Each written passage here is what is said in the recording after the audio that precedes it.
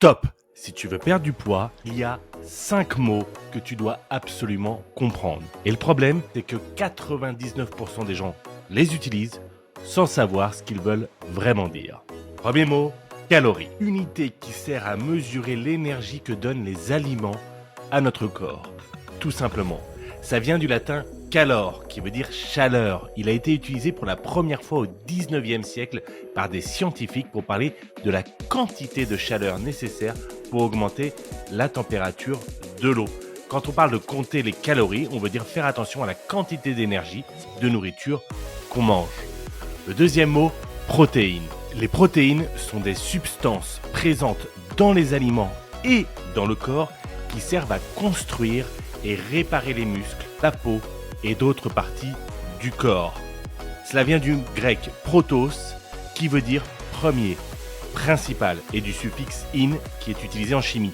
Et maintenant, on en vient à ce que tout le monde pense qui est négatif, les glucides et lipides. On y va avec glucides. Les glucides sont des substances que l'on trouve surtout dans les aliments comme le pain, les pâtes, le riz, les fruits et les légumes.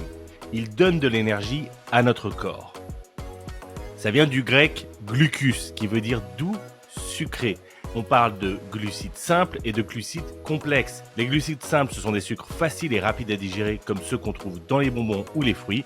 Les glucides complexes, ce sont des sucres qui prennent plus de temps à être digérés comme dans le pain complet ou les pommes de terre.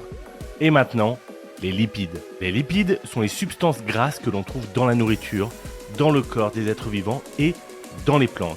Les lipides servent de réserve d'énergie et protègent certains organes. Ça vient du grec lipos, qui signifie graisse. Et finalement, le cinquième et dernier mot que l'on retrouve derrière tous les paquets, toutes les boîtes d'aliments, etc., c'est fibres. Les fibres, en alimentation, ce sont les parties des plantes que notre corps ne digère pas, mais qui aident à bien digérer la nourriture et à rester en bonne santé. Ça vient du latin fibra, qui signifiait déjà fibre ou fil. Tu vois, rien que ces 5 définitions, ça change tout. En 2 minutes, tu comprends enfin la base de la nutrition. Et si tu veux arrêter de galérer avec les régimes yo-yo, commence déjà par maîtriser ces 5 mots. Après ça, tu verras, tout devient beaucoup plus simple. Abonne-toi pour ne pas louper la prochaine vidéo.